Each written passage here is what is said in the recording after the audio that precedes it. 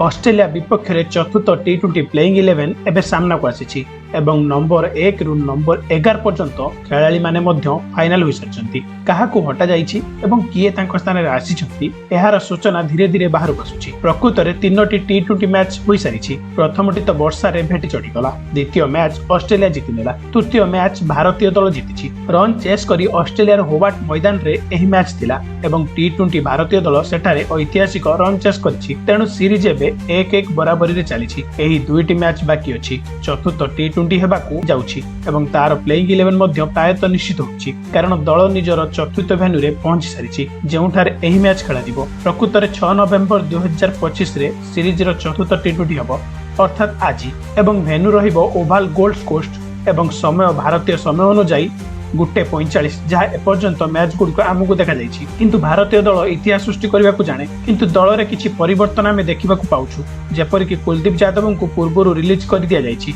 जे आपण जाई दक्षिण आफ्रिका विपक्ष में खेलतु, जहाँ द्वारा दक्षिण आफ्रिकार प्रस्तुति होई परिबो। यह व्यतीत जो खेलाड़ी माने बेंच रे बाहर बसिथिले सेमानक मध्यरु जणे पुनः प्रवेश होई परिबो, कारण गत मैच रे जणे खेलाड़ी बहुत महंगा प्रमाणित होइतिला। तेणु केउ केउ खेलाड़ी सेमाने जहाँ को चतुर्थ टी20 रे स्थान देबे मु आपनको गुटिए गुटिए कहिदेबी। ओपनिंग रे कोनोसी परिवर्तन हेबो नाही। अभिषेक शर्मा एवं सुमन गिल जो खेलाड़ी माने आपनको ओपनिंग करुथिबार देखा जिवे। वाइस कैप्टेन हेउचंती सुमन गिल, तेणु तांको बिल्कुल छुआ जीव नाही। सूर्य कुमार यादव नंबर 3 रे रहिबे, तापरे तिलक वर्मा आसंती। अक्षर पटेल को मध्य एठारे सुजोग दिया जिवो, कारण ऑलराउंडर मध्य दरकार एवं बैटिंग डेप्थ मध्य गौतम गंभीर को दरकार। वाशिंगटन सुंदर जो भली गत मैच रे बड़ अद्भुत पारी खेलिथिले। जितेश शर्मा जहां को संजू सैमसन को स्थान रे आनिथिले एवं जितेश शर्मा निजर बैटिंग द्वारा एहा को निजे प्रमाण करि देखाइछंती।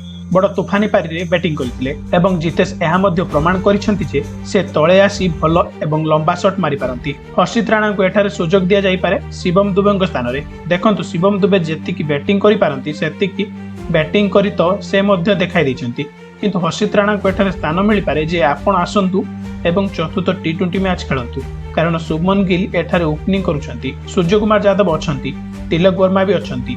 गोटे बैटिंग लाइनअप मजबूत अछि। एबे जदि हर्षित राणा एठारे आसंती तेबे शिवम दुबे को स्थान रे आसीबे, कारण शिवम दुबे गत मैच रे महंगा प्रमाणित होइतिले। तेणु हर्षित राणा को एठारे चांस मिलबो, कारण से बैटिंग एवं बॉलिंग मध्य करि परिबे। तेबे तापर अर्शदीप सिंह आसी जिवे, से भलो करूछन एवं वरुण चक्रवर्ती एथिरे कोनोसी संदेह नै एवं जसप्रीत बुमराह तो निश्चित। तेम फ्रेंड्स, आपण मानक मतरे कोन रहइबो भारतर प्लेइंग 11 कमेंट माध्यम रे निश्चित जणातु।